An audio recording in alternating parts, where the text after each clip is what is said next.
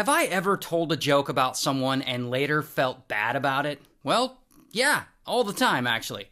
So this is Manti, and Manti is 20 years old during this time, living in Indiana, and he's a college football star who everyone knows is going to eventually be in the NFL. But one day in 2011, Manti does something that's going to change his life forever. He responds to a friend's post on Facebook. The friend is this girl, Lene, and Lene is also a college student, but she goes to a different school. Now, Manti doesn't really know her. She just randomly added him on Facebook one day a few years before. But one day, he responds to something she posts on Facebook. And from there, they start chatting and they hit it off and they start tweeting each other, they exchange numbers, they become friends, and the more they talk, the more Manti is like, damn, this girl kind of fine.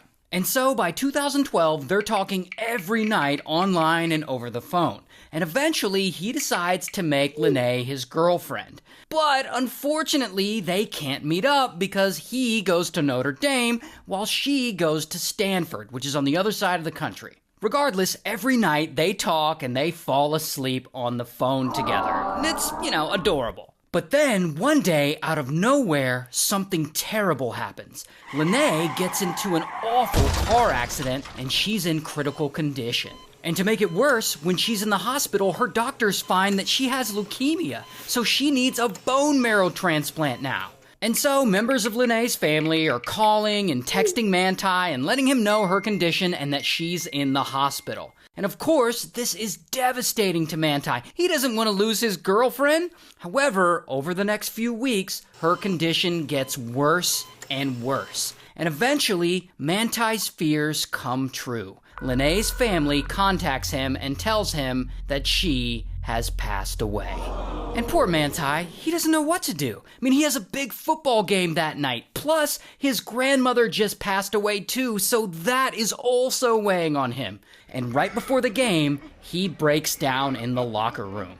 This girl was really important to him. And then Lene's sister tells Manti that before she died, Lene had preemptively written him a letter for every football game for the rest of the season. And in one of the letters, she says, "Babe, if anything happens to me, you promise that you'll stay there and you'll play and you'll honor me through the way you play." And so Manti thinks about this and he decides to give this game his all in honor of Lene. And so, bam, he goes out on the field and he plays an amazing game. 12 tackles, 2 interceptions. Bro is kicking ass out there. And after the game, he gets interviewed and he tells the press the awful news that both his grandmother and his girlfriend died on the same day. Knowing that, my girlfriend and my grandma are watching and they're right beside me and helping me, help my team win. And everyone feels so bad for him. And of course, this story blows up. People are talking about it. It's getting all sorts of coverage. Keo's girlfriend, Lene Kekua, who was battling leukemia, had died. But then things start to get really crazy. Because one day, randomly, Lene's sister calls up Manti. And in the middle of the conversation, out of fucking nowhere, Lene gets on the phone like, "Hey, I'm still alive." And Manti is like, "What the hell?" And so they eventually convince him that Lene had to pretend to be dead because she got into some trouble or something. I don't know, it's stupid. And so I guess he goes and tells his family, "Hey, my girlfriend's still alive." And his family is like, no, bro. Something weird is going on. And that is when they tell him something he definitely doesn't want to hear. They think Lene isn't real and that somehow Manti is being catfished. But here's the crazy thing though. They're right. He is being catfished. Lene doesn't exist. Lene is actually this person, Naya. And Naya is just a random individual who friended Manti on Facebook one day and eventually developed a crush on him and wanted to catfish him. So in real life, Naya doesn't look like this. Naya looks like this. And so Naya had used another woman's photo and started catfishing Manti, and he kept it going for a long time. Like they would chat and text, and when they would talk on the phone, Naya would put on a feminine voice to fool him. And to be fair, bro's got a pretty good feminine voice. Hey babe, I'm just calling to say goodnight. I love you. I know that you're probably doing homework or you're with the boys. And yeah, turns out Naya is actually really good at doing voices. In fact, he's so good, he did the voices for not only Lene, but for all of Lene's family members who called Manti as well. All of them were fake. So anytime one of Lene's family members would call Manti, it was really just Naya calling from a different phone number, putting on a voice. That's insane, I know.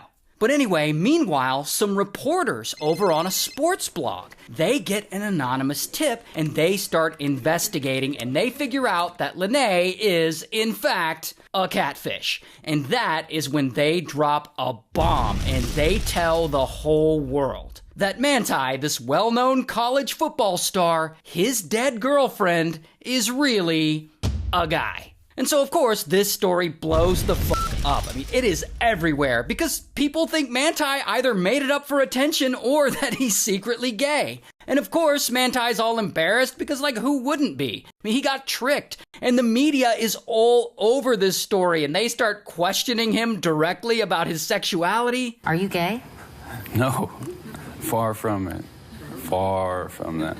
Oh, but it doesn't stop there. Because unfortunately for him, that's when the entire internet starts clowning him. Twitter is lit up with jokes and so many memes. And they're making skits about him online. Frickin' SNL does a whole bit about it. Lene was the hoax. She's not a real person.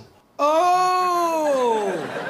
Right, now I get it. Oh man, Lene is gonna be pissed. And yes, even I made fun of it. I posted about it to my millions of followers saying, yeah, here I am choking Manti Te'o's girlfriend. And yeah, I know, it's a dumb joke, but I was one of those people who thought Manti was gay and that he didn't want to publicly admit it because, you know, he's very religious. I guess he's very Mormon. And that the media caught him with his long-distance boyfriend, so they exposed him, and then he decided to lie to everyone and say, hey, I'm not gay, I was actually catfished. And yeah, a lot of people believe that, and I guess I did too. Regardless, the story eventually fell out of the news cycle and everyone moved on. Then, 12 years later, in 2025, someone on my team pitches this Manti Te'o story to me to make into one of these crime videos. So I look into it and do research and find that, hey, the dude actually wasn't secretly gay and lying about it after all. He actually was catfished. Like, he was the victim. Like, sure, maybe he should have known better, or maybe he should have done more research, but whatever, he was definitely the victim of this other person's scam. So, technically, I'm the asshole for dogpiling on him to my millions of followers when he didn't necessarily deserve it, and, you know, that's my bad. So yeah, sometimes I do say shit and then feel bad about it later. I guess that answers that. But anyway, regardless of this scandal, afterwards, Manti goes on to play in the NFL where he plays for about 8 years. And he does a lot of football commentary now, and, you know, he seems to be really good at it, so good for him. While Naya, on the other hand, the person who catfished, has since come out as trans and appears to have fully transitioned. So, good for her.